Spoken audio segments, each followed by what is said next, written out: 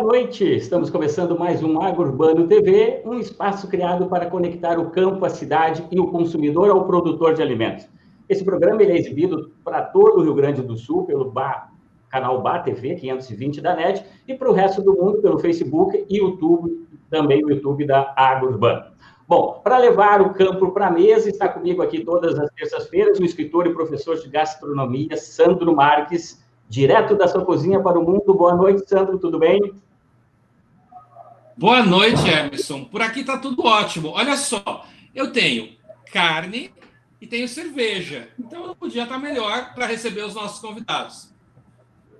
Verdade, Sandro. Cerveja e carne são duas paixões nacionais aí, né? Então, por isso, a gente convidou dois especialistas no assunto para conversar com a gente. A gente vai falar com o cervejeiro Rafael Caetano, que, entre outras preciosidades, ele faz uma cerveja de arroz lá no Alegrete. E também o chefe, mestre assador, Leonardo Albuquerque, que também é proprietário do Mercado do Bairro, onde, entre outras preciosidades, também é possível comprar uma carne fornecida direto pelo pecuarista.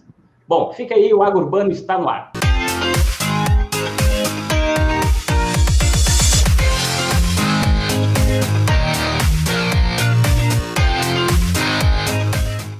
Bom, como dissemos aí, a gente hoje vai conversar sobre churrasco, cortes nobres, cerveja artesanal, harmonização, enfim, várias paixões aí de muitos brasileiros.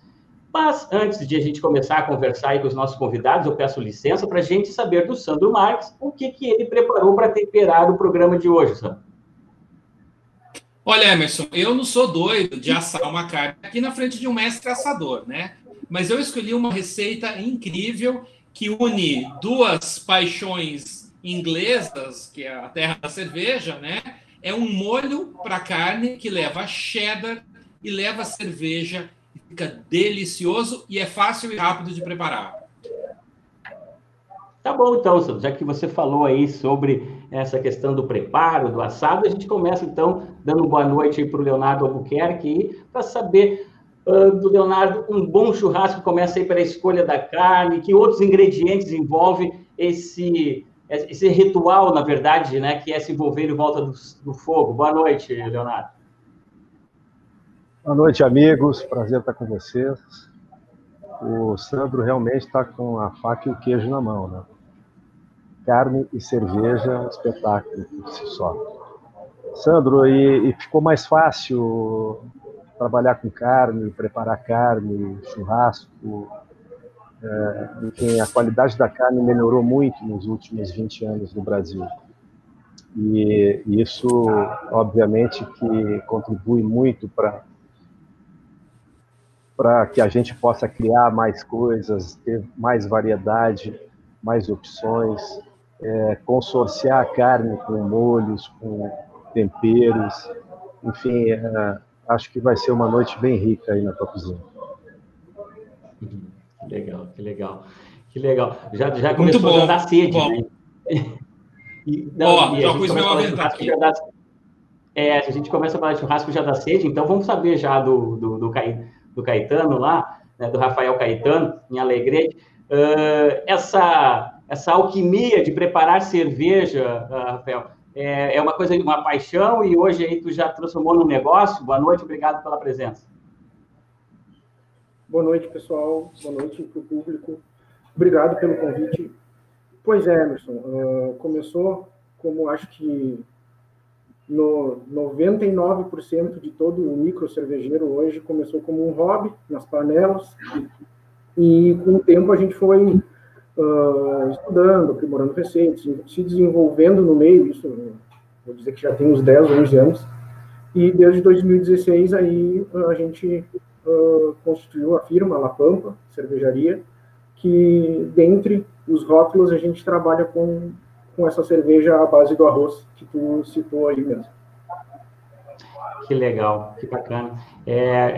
Daqui a pouco eu já vou até querer saber um pouco mais de detalhes sobre a La Pampa, essa cerveja de arroz, mas vamos voltar lá para o Leonardo, lá, que vamos botar um pouco da água na boca nas pessoas. E eu gostaria, Leonardo, que tu falasse um pouco, antes de a gente falar sobre esse ambiente que tu estás aí, que é o mercado do bar, que a gente está vendo um monte de vinho, mas eu sei que aí tem carne, tem azeite de oliva, tem pessoal que vai comer. A gente vai falar sobre tudo isso, a gente vai querer saber desse ambiente todo. Mas, como a gente iniciou o papo sobre o churrasco, né? Vamos falar um pouco sobre esse assado da Patagônia lá, que tu também é um idealizador disso, e que é algo, tenho certeza, uma proposta bem diferente, que atrai um público bem também fiel, né? Bom, é legal falar sobre esse assunto, porque quando começou no Brasil assim, o movimento instituindo os assados, churrascada, encontros de churrasco, fogo de chão, trazendo a nossa tradição aqui muito do sul da América do Sul, em 2017, eu pensei que estaria faltando um evento com um pouco mais de cuidado, ou seja, que a experiência do assado fosse uma experiência completa, um grande banquete, vamos dizer assim. E mais do que isso, que fosse uma grande celebração.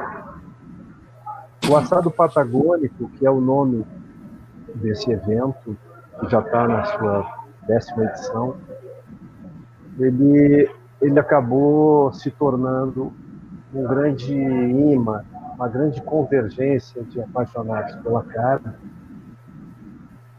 para passar um dia fora do normal. Ou seja, o assado patagônico ele tem algumas peculiaridades.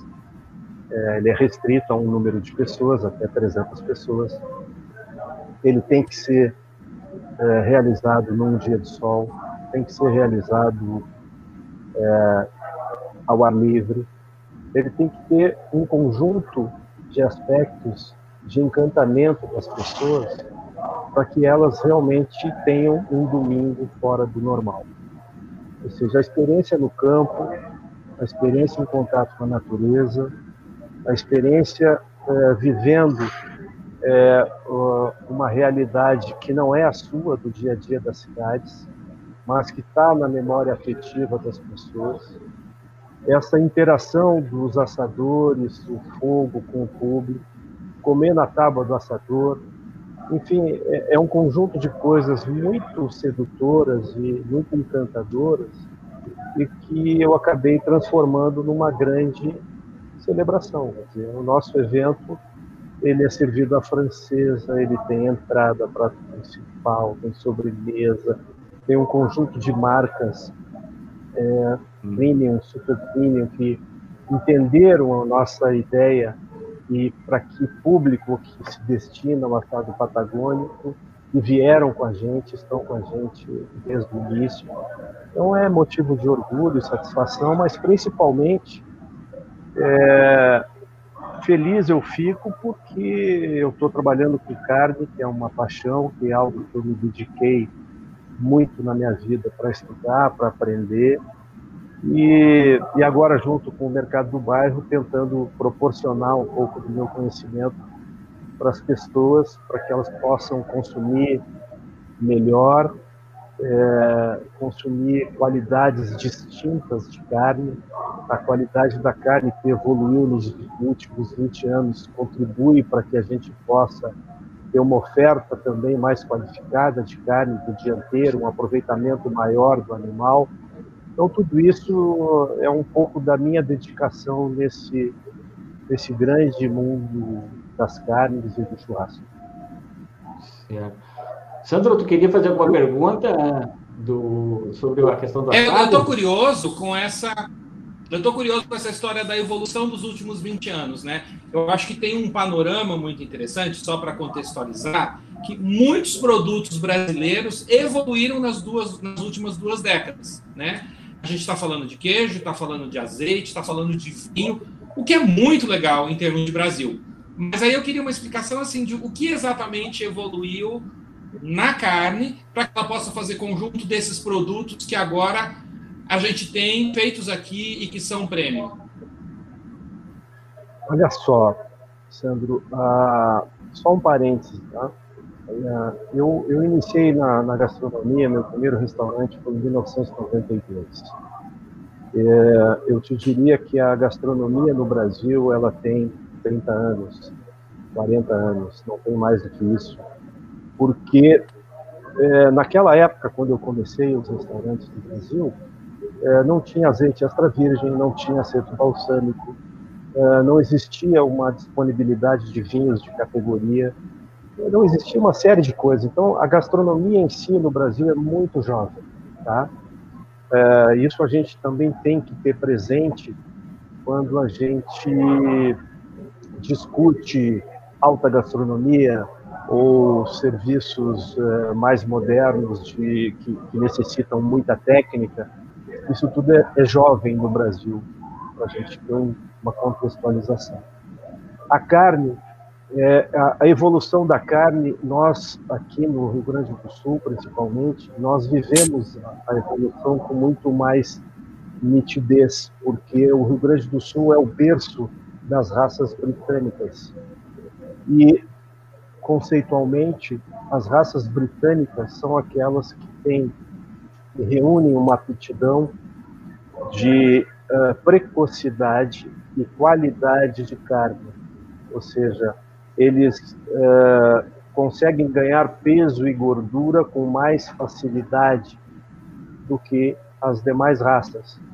Então, como o Rio Grande do Sul é o berço genético das raças britânicas, aqui iniciou-se, vamos dizer assim, um grande processo de evolução genética dos rebanhos gaúchos. Quer dizer, afora essa questão, ou seja, antes a gente tinha um rebanho de gado geral muito grande, gado geral, ou seja, gado mestiço muito grande, muitos cruzamentos. E com a introdução da genética britânica de Hereford, Poly-Hereford, Angus, enfim, são os mais conhecidos, começou a se aprimorar esse rebanho geneticamente, incorporando o sangue britânico. E isso, nos últimos 20 anos, teve um aceleramento muito grande. E hoje nós podemos dizer que nós temos uma oferta de linhagem britânica invejável do ponto de vista da oferta de carne de qualidade dentro do território nacional. Então, hoje, no Rio Grande do Sul, sim, produtor de carne que não deve nada para os principais mercados do mundo, com uma vantagem que eu ressalto como uma vantagem competitiva fantástica. Quer dizer, nós temos aqui no Rio Grande do Sul muito gado verde, nós temos muita pastagem, nós temos muito pasto nativo também, nós temos com a soja, que também foi responsável por esse incremento de qualidade, o rebanho gaúcho da pecuária e da carne, porque a lavoura da soja produz muito resíduo altamente proteico, e isso também contribuiu para a criação dos confinamentos, para o aproveitamento desse resíduo em campos do Planalto, por exemplo, que não são tradicionais na pecuária gaúcha, mas agora são muito fortes na terminação dos rebanhos pré-abate. Então, é um conjunto de fatores que realmente colocam o Rio Grande do Sul numa linha de destaque. E hoje nós temos a melhor carne do mundo também no Rio Grande do Sul. Leonardo, até você falando aí dos campos e tal, da região da soja, né, que deixa esses campos aí mais nutridos, talvez essa pastagem, né? No Alegrete lá, os grãos também servem para ter uma outra utilidade. No caso, a La Pampa lá aproveitou para fazer cerveja, né, Rafael?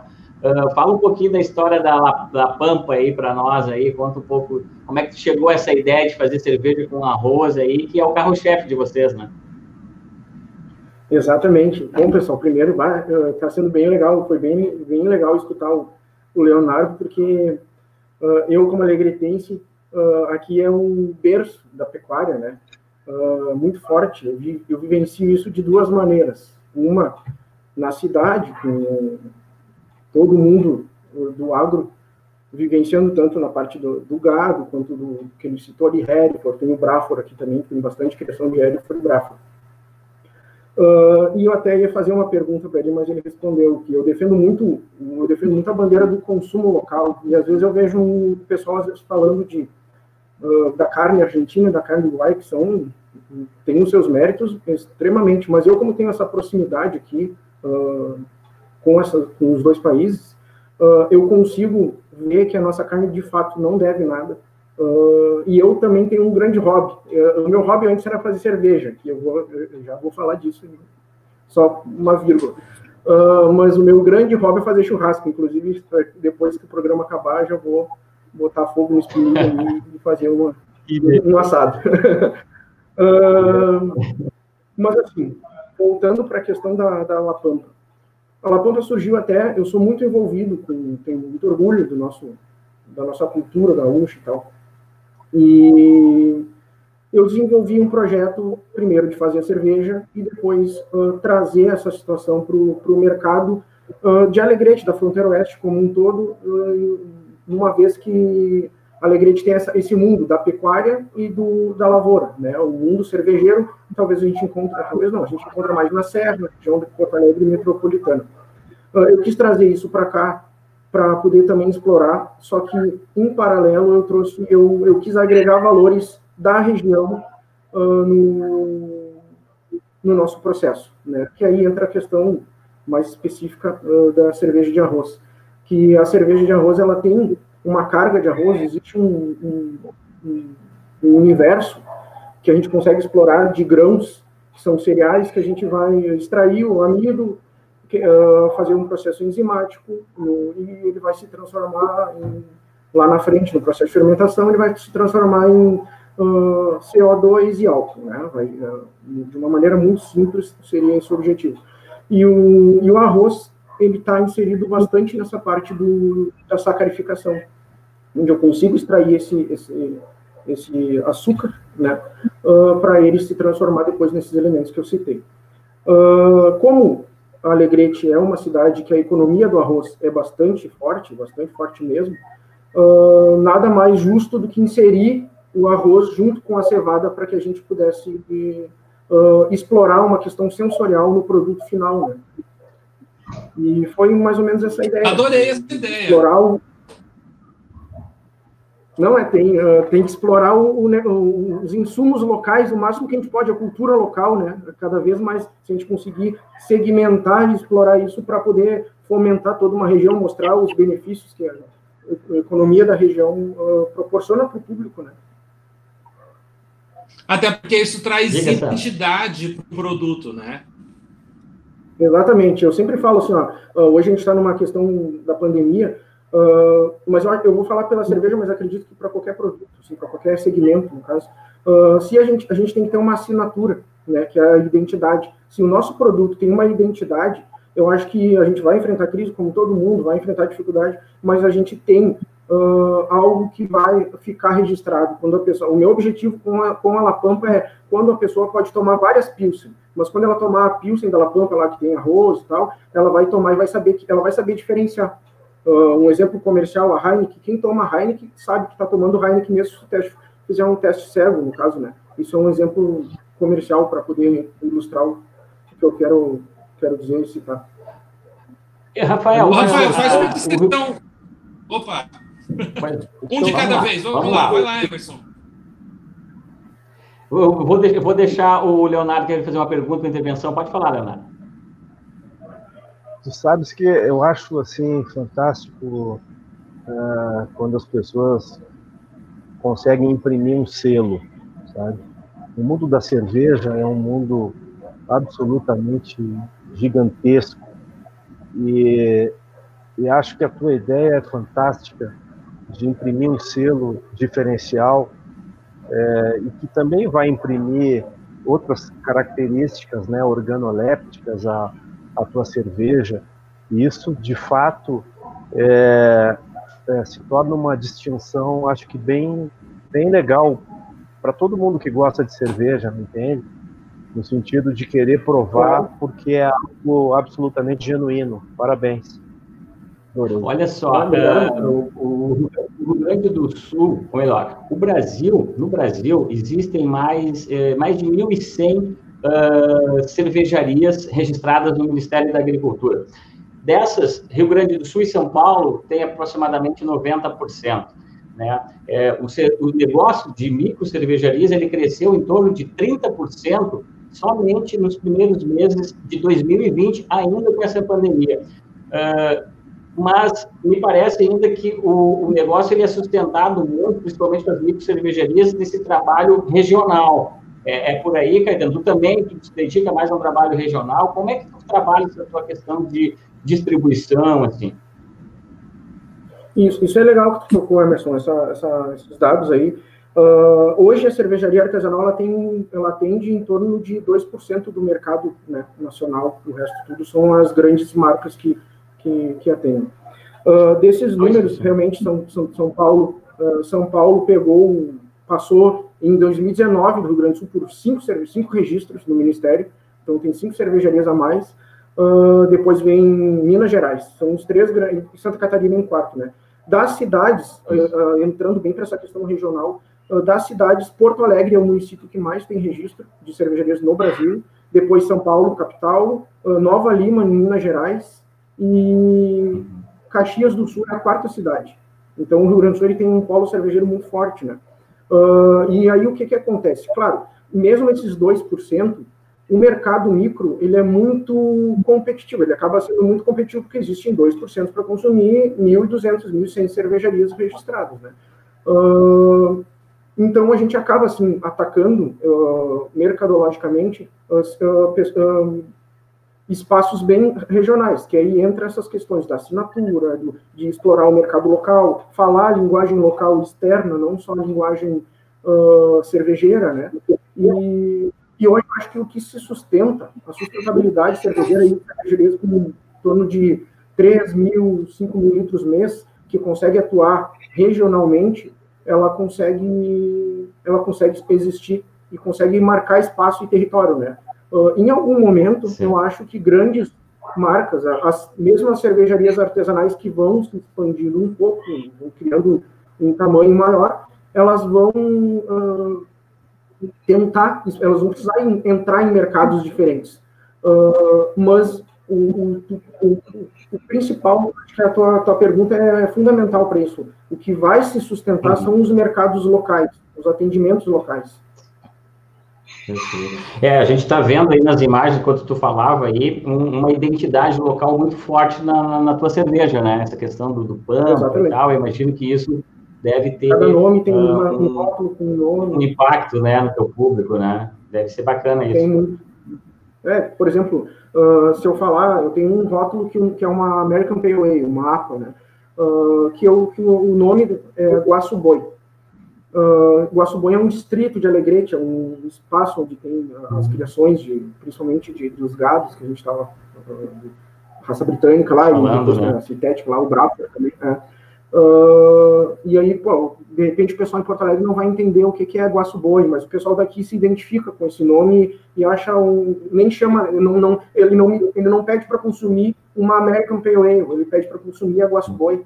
A Arrozal também, a Arrozal parece um estilo de cerveja, as pessoas, me serve um pint de Arrozal, e a Arrozal ela nada mais é do que uma Pilsen, né? E o pessoal interpreta como se fosse a Arrozal. Leonardo, o que tu serviria aí para harmonizar com essas cervejas aí do Rafael? Bom, na minha vivência aí de preparar a carne, eu acho que a gente tem que equilibrar o teor alcoólico, ou o corpo da cerveja, com a gordura. É mais ou menos um raciocínio do vinho com a carne, entende? Vinhos mais ácidos ou mais encorpados pedem uma carne com mais personalidade, com mais graxa, vamos dizer assim. Então eu iria de uma IPA com um bom pedaço de short rib, ou um bom pedaço de prime, com bastante gordura entremeada. Eu iria cervejas um pouco mais leves. Eu iria já com uma entranha fresca, um bife de vazio, um bife de chouriço. Eu mais ou menos navegaria por essas águas assim. Yes. Bom, já deu uma boca já. Como tu tens aí dentro do nosso churrasco, tu tem para iniciar, né? Inicia com um aperitivo, uma linguiça, um pãozinho, alguma coisa, né? Pede cervejas um pouco mais leves. Se você for trabalhar com as aturas, por exemplo, mojerra com chinchulin, aí você pode também iniciar com uma cerveja um pouco mais, um corpo mais intenso.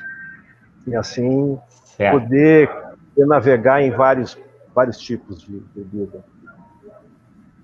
Tá certo, tá certo. Bom, quando o papo é bom, né, é saboroso, mas ainda passa rápido, né? Olha, pessoal, eu vou dizer para vocês que o Sandro vai nos revelar o que existe de semelhante entre o chimarrão, a cerveja e o azeite, no quadro Um Rio de Azeite. É rapidinho, a gente já volta para continuar esse papo aí, tá? Fique aí.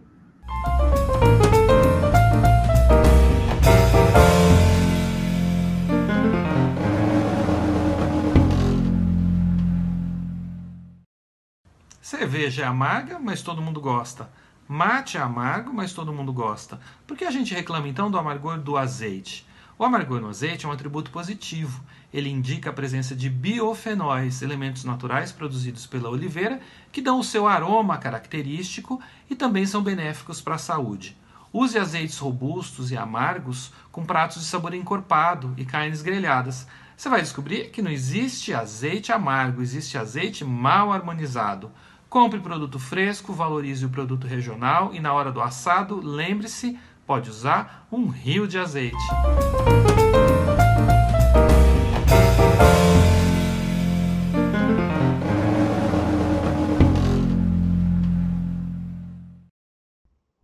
É isso, um rio de azeite. Eu adoro azeite, azeite em tudo, até mesmo no churrasco, né? Inclusive, churrasco, cerveja artesanal, esse é o nosso assunto de hoje. E para a gente começar esse papo, ou melhor, antes de a gente começar vou retomar esse bate-papo, vamos saber do Sandro aí como é que tá a receita de hoje. Bom, eu vou para a cozinha agora, enquanto vocês conversam, para preparar o meu molho de cheddar com cerveja. Eu vou explicar para vocês o que vai nessa receita. Então, a gente começa com manteiga, depois acrescenta farinha, cerveja, leite e queijo. Eu fiz uma mistura de queijo cheddar e queijo colonial. Depois, como tempero, a gente coloca mostarda de Dijon, algumas gotas de molho inglês e, claro, pimenta do reino moída na hora. Isso vai ficar um molho rico, aveludado, que a gente vai colocar um pouquinho sobre uma peça que eu vou fazer aqui grelhada. Que delícia! Que delícia, quero ver esse resultado final já aí. Então, vamos continuar esse bate-papo, então. Vamos lá, que a gente estava falando no primeiro bloco. O Rafael falou um pouco lá sobre a cerveja, sobre a questão da regionalização, a cerveja de arroz, a gente vai retomar também. E o Leonardo, a gente dizia lá no primeiro bloco, que ele está num ambiente lá chamado Mercado do Bairro. Isso fica em Porto Alegre. Né, tem uma proposta um pouco diferenciada aí dos lugares que a gente começou a trabalhar. Então, ele está lá numa parte que é dos vinhos. Mas eu gostaria, então, que o Leonardo falasse um pouco dessa proposta que vocês trouxeram aí e o que é o Mercado do Bairro. Bom, Emerson, o Mercado do Bairro ele é um conjunto de operações instaladas dentro de um pavilhão, que era uma antiga oficina. E aqui a gente instalou uma casa de carnes, uma parrilla, uma loja de vinhos e fiambreria e um espaço de eventos. Nós resolvemos optar por essa fórmula porque, a exemplo de alguns lugares na Europa ou na América do Norte, Canadá principalmente, lugares onde as pessoas conseguem suprir algumas das suas necessidades do dia a dia. Então, o mercado do bairro é um lugar que você entra, você pode levar carne fresca, você pode consumir no local, você pode comprar vinho, queijos, fiambres, enfim. E é um negócio com aquela cara de bairro mesmo, sabe? O nosso primeiro foco é exatamente atender um raio de ação grande, mas muito focado naquele atendimento personalizado, sabe? Da dona de casa que vem e conhece o açougueiro, e o açougueiro já sabe o que ela gosta, e os nossos clientes também, tanto na área de vinhos, quer dizer, quando tem novidade, todo mundo já é avisado que chegou algo novo, né? Provavelmente a cerveja de arroz, nós queremos ter ela aqui com a gente, para também oferecer essa experiência para os nossos parceiros, nossos amigos e clientes. Enfim, é um lugar que reúne algumas coisas boas, né? Que todo mundo gosta. Então, em algum cantinho dentro do mercado do bairro, as pessoas vão se encontrar ou vão encontrar aquilo que vai agregar no seu dia a dia, no seu momento de relaxamento, na sua mesa. E a gente também, claro que para fazer tudo isso, a gente também precisou criar o nosso selo, né? E o nosso selo é exatamente a possibilidade da gente ter uma carne direto do produtor, né? Os nossos sócios são pecuaristas de muito renome. Deixa eu só te interromper um pouquinho. Essa parte mesmo, Leonardo, até para a gente, desculpe te interromper, mas só para que a gente possa frisar bem, dentro dessa proposta, né, que vocês trazem, também existe essa questão de ligar um elo da cadeia, que seria o produtor, até mesmo o consumidor, né? Isso também está sendo muito bem recebido pelo público, imagino. Exatamente. Eu costumo dizer que existe uma informação cada vez mais valiosa no mundo da alimentação e da gastronomia. Eu falo da alimentação porque é o grande espectro. É muito valioso a gente saber o que está comendo, da onde vem. E aqui no mercado do bairro, a gente sabe da onde vem, porque a nossa carne, Emerson, os nossos novilhos, eles nascem terneiros na propriedade. Então, todos os animais abatidos e que vão parar na nossa gôndola, no nosso balcão, carne fresca, nasceram na estância em Lavras do Sul, foram criados, recriados, e a terminação, ou seja, o acabamento da carcaça, para a gente ter uma uniformidade de qualidade, é feita em outro campo da família, em Palmeira das Missões. Vocês estão trabalhando ainda com o Murray Grey? A raça é uma raça nobre australiana? Exatamente. Esse eu acho que é o grande diferencial nosso a nível nacional, com certeza. Aqui, além da gente sempre ter carne fresca, de procedência, nós temos essa raça que é exclusiva do Brasil. Ninguém tem a carne da raça Murray Grey, uma raça australiana, foi registrada em 1905, resultado de cruzamento do Aberdeen Angus com o White Shorton. E ele produziu um animal excepcional com características de raças britânicas também, mas com uma vantagem que é menos gordura subcutânea. Ou seja, o mesmo animal de qualquer outra raça, se ele nascer no mesmo dia de um mesmo animal Murray, comer a mesma comida, na hora do abate com o mesmo peso, nós vamos ter menos gordura subcutânea, a costela vai ser menos gorda no Murray Grey e vai ter mais gordura intramuscular. Então, hoje, atualmente, é uma raça que tem ganhado todos os concursos de carcaça do mundo onde ela participa.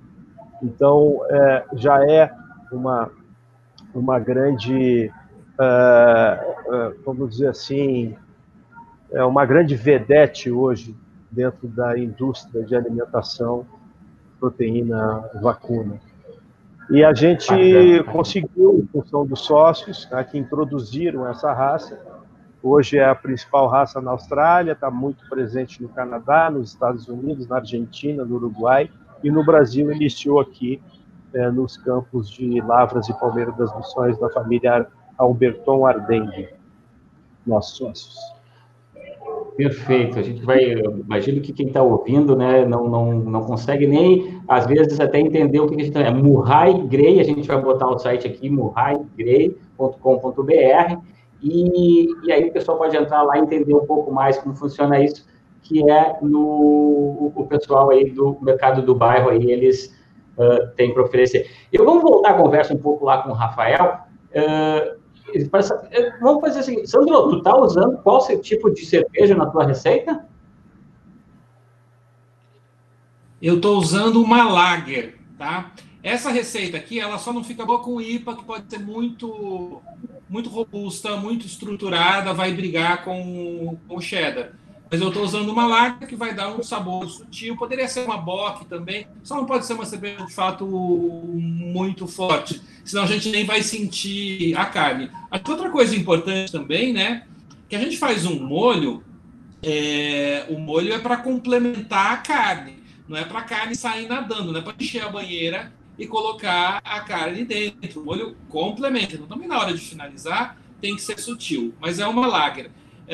E eu vou deixar aqui, eu vou ter que voltar ali para o fogão. Eu queria deixar duas perguntas para vocês responderem no momento mais adequado. Primeiro, o gado, eu queria saber, essa carne, a gente encontra ela nacionalmente, né? Se eu quiser ela aqui em São Paulo, eu encontro. E depois queria ouvir do Rafael uma descrição organoléptica da cerveja de arroz, que eu fiquei super curioso, fiquei imaginando aqui, né, as minhas combinações, né, arroz com feijão, não preciso nem ter mais o arroz, só pego o feijão e tomo a cerveja. Quem sabe a gente começa então com o Rafael, ele fala sobre essa questão da cerveja de arroz e um pouco desses detalhes, e daí a gente sabe lá, depois vai saber do Leonardo a questão de onde encontrar o Murray Grey. Perfeito. Joia. Bueno, a cerveja Rosal, que ela é uma Pilsen, ela está dentro da família das Lagers, e ela mantém um perfil Lager, que é um perfil neutro, um perfil leve, um perfil refrescante, para te tomar em uma quantidade talvez maior, limpo o paladar. Mas, o que eu quis trazer de sensorial nela? Eu quis trazer uma carga de lúpulo, ela não é amarga, né? Ela não se torna uma cerveja amarga, que aí, a nível de exemplo, vamos trabalhar com uma APA, uma IPA, cervejas mais com uma carga de lúpulo e ainda mais lúpulos característicos cítricos, assim, que eles chamam a atenção e seria o principal elemento do estilo. Eu não uso esse perfil de lúpulo, mas eu uso lúpulo uma quantidade acima do que a gente costuma tomar numa Lager, numa Pilsen normal. E isso acaba trazendo uma identidade, que é eu trabalho ali com um perfil de lúpulo herbal, floral, então isso acaba tendo essa... esse seria um diferencial sensorial que a gente consegue perceber. Mas visualmente, né, uma cerveja clara, pálido, assim, um amarelo pálido, e no sabor, assim, na boca, vai ficar um dulçor do malte, uma leveza, um drinkability, que é a vontade de dar um segundo gole bem tranquilo, bem fácil de continuar consumindo, né? Que legal. Eu vou passar então, vamos saber do Leonardo, essa questão que o Sandro perguntou aí, onde localizar a carne de Murray Grey. Tem em Porto Alegre e em outros lugares também? Bom, Sandro, esse negócio inicia com a importação de touros, tá? E isso foi feito pela família Ardengue já há alguns anos atrás, e que iniciou esse processo de criação, tá?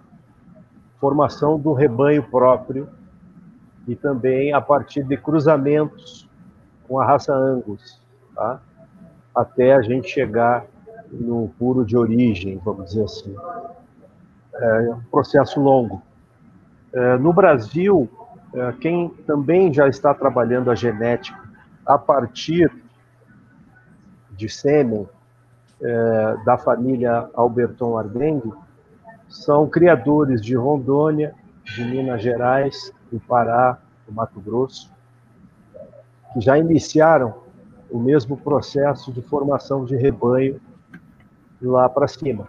Tá? No Rio Grande do Sul, oferta de carne, só a Casa Brasa, que é a casa de carnes do mercado do bairro, é que possui, tá? No Rio Grande do Sul. Dentro de um processo já mais avançado do ponto de vista de volume, ainda não existe, nem em Minas, nem em Rondônia, volume suficiente lá para justificar abate e comercialização. Então, nós, no Brasil, por enquanto, somos os únicos que temos essa oferta. Diga lá, Rafa, pode falar. Leonardo, o nosso clima favorece a gente sendo competitivo com os outros estados, né, para ter volume. O nosso clima favorece para a criação dessa raça ou é indiferente? Lá para os outros estados também ele se adapta bem? Veja só, acho que a adaptação e as características dessa raça são a grande aposta para a disseminação da genética Murray no Brasil, não apenas no Rio Grande do Sul, mas no centro e norte do Brasil. Por que isso? É uma raça que apresenta pelagem mais curta e uma pelagem clara, ou seja, é um touro, um novilho de pelo fumaçado, de pelo claro. O terneiro nasce branco, para termos uma ideia.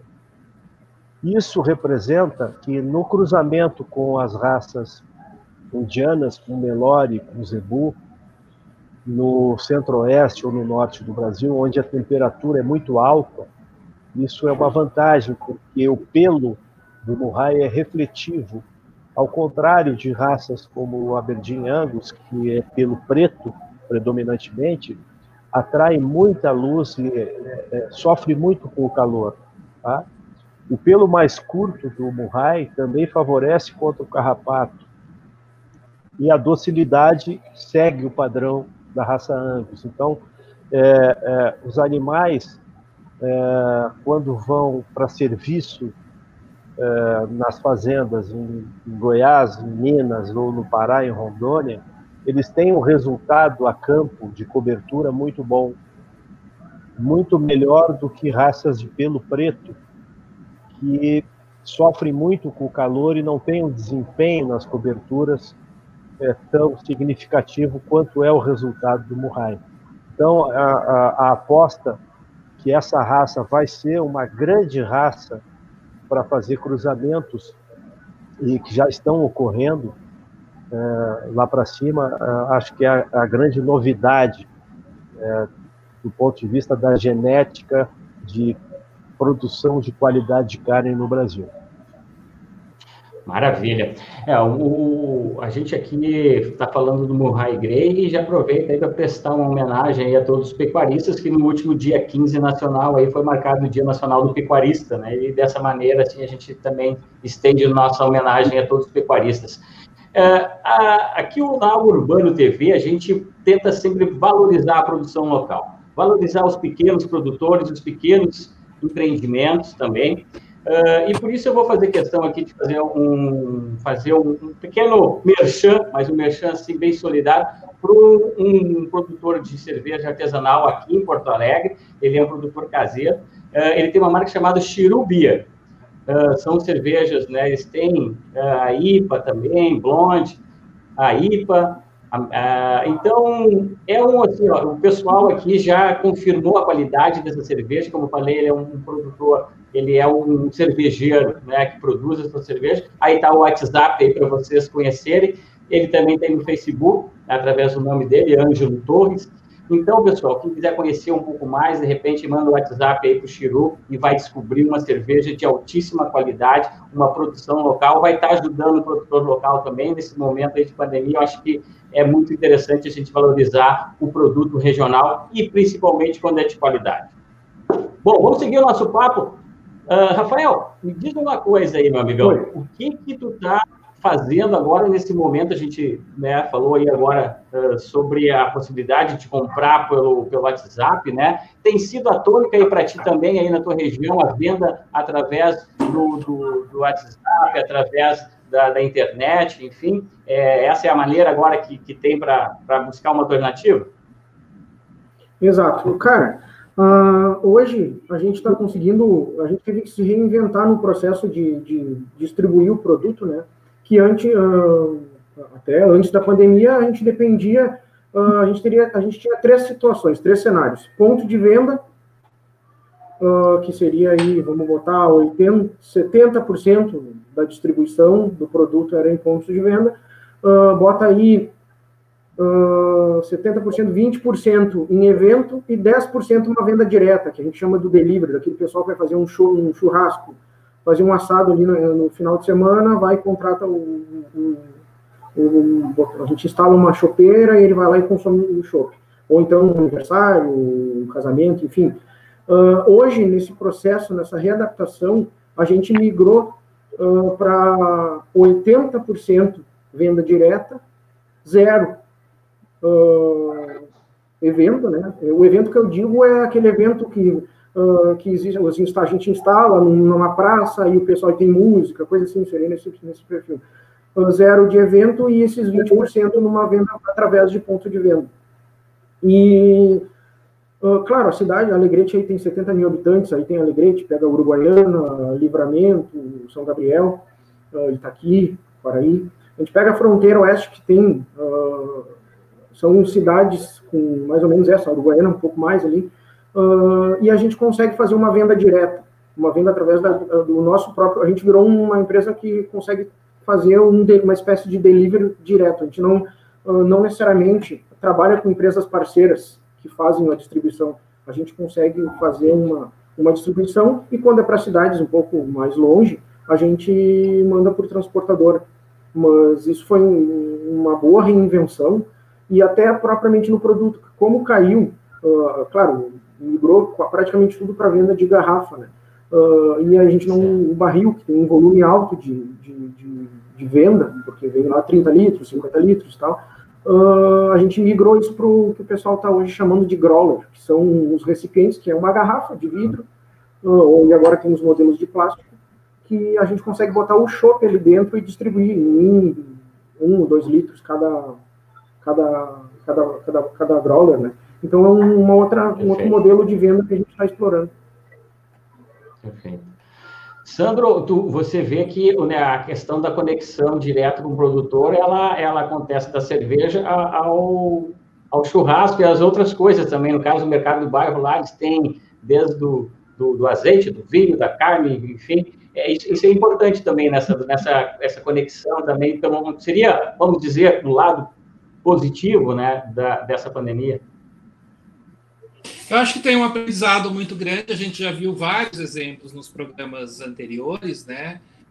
Do consumidor estar mais próximo do produtor, e mais do que estar mais próximo do produtor, está interessado nas suas histórias. A verdade é que, cada vez menos, os consumidores querem comprar produtos anônimos. Eles querem saber quem fez, por que fez, o que está lá, qual é o propósito daquilo. E o que não significa, eu acho que é muito importante do ponto de vista até de marketing, não significa você inventar uma história que não tem lastro, né? Mas é você entender que existem elementos na sua história que as pessoas podem valorizar. E aí você contar esses elementos para as pessoas, né? Não simplesmente inventar uma história, que eu acho que é um modo de publicidade, de marketing, que é um modo antigo. Eu inventava uma história qualquer, essa daqui é a cerveja mais legal de todas. Poxa, mas por quê? Agora, a cerveja do Rafael, feita com arroz que tem na região, é o mercado do bairro, que eu encontro esses produtos, que o açougueiro conhece aquilo que eu vou, o produto que eu gosto, o corte que eu gosto, isso gera uma conexão. Então, é uma história, mas é uma história que tem lastro de verdade. E, olha, os consumidores são espertos. O consumidor percebe quando a história é inventada e quando a história é genuína. É isso aí, né, Leonardo? Essa identidade é fundamental, né? Eu acho que é aquilo que a gente procura. Primeiro, ter boas referências, né, e ter essa segurança na hora de se consumir. E buscar elementos que façam a diferença no produto. Eu digo isso porque isso acontece em todas as áreas de consumo, tanto de alimentos quanto de bebidas. Nós estamos atravessando um processo de gourmetização no mundo enorme. Os jovens, as pessoas de todas as idades estão se dedicando muito à gastronomia, e a gastronomia envolve também todo o campo e o mundo das bebidas. Então, as pessoas querem aprender, querem se apropriar de conteúdos, estão se aculturando desde o ponto de vista de alimentos, de tipos de preparação. Todo mundo é um cozinheiro hoje. Na pandemia, todo mundo é um pouco enólogo. Todo mundo está apreciando cervejas e querendo descobrir. E os mais jovens têm uma avidez por saber um pouco mais e poder dividir esse conhecimento. Então, eu costumo dizer que a gente tem que se voltar para produto, para essa faixa de consumidor entre 20 e 40 anos, que são esses que vão sustentar os negócios de gastronomia nos próximos 40 anos. Então, todo mundo que está produzindo alimento ou produzindo bebida hoje tem que estar ciente de que ele tem que fazer um produto que tenha uma comunicação jovem, porque é o público que vai sustentar o teu negócio, viu, Rafa? Então, tem muito bebedor de cerveja de várias idades, mas aquele que está mais interessado e que quer experimentar e que busca as novidades é o público mais jovem, e é para esse público que eu acho que as baterias têm que estar voltadas, sabe? Criatividade, muita clareza no aspecto ambiental, no aspecto da produção, e muita verdade dentro da garrafa ou dentro de qualquer tipo de embalagem, vamos dizer assim. É legal. Olha, o Leonardo lacrou. Ele falou uma coisa tão importante, como a gente só tem mais 1 minuto agora para fechar o programa, eu vou, enquanto vocês se despedem, eu vou cuidar agora da minha agenda. Que espetáculo. Rafa, só dá para nós aí o endereço aí do Facebook de vocês, do Instagram, e dá um tchau para a gente já está ficando sobre a aula. Quero te agradecer. Muito obrigado pela presença. Então tá. O Instagram é La Pampa Cervejaria, o Facebook é Micro Cervejaria La Pampa, e muito obrigado, pessoal, um baita bate-papo, muito rico mesmo, e agradeço a oportunidade e fico à disposição sempre que precisarem para falar desse tema muito rico nosso aí. Que legal, a gente também gostou bastante também. Leonardo, brigadão, eu sei que tu deu um compromisso aí também, estava nos atendendo, brigadão, até uma próxima oportunidade, manda um recado aí disso, as redes sociais aí do Mercado do Bar. Bom, amigos, muito obrigado aí por essa conversa super legal. Nosso endereço é @mercadobairropoa, tudo junto, Mercadobairropoa. E fiquei muito surpreso aí de conhecer o trabalho do Rafael. Acho bárbaro a iniciativa. E vocês todos aí, contem comigo quando quiserem conversar sobre esses temas. Eu adoro e estou muito agradecido. Forte abraço para você, Sandro. Felicidades aí e bom apetite, irmão. Que legal. Valeu, Sandro. Bom apetite. Um abraço. Pago Urbano volta na semana que vem. Valeu.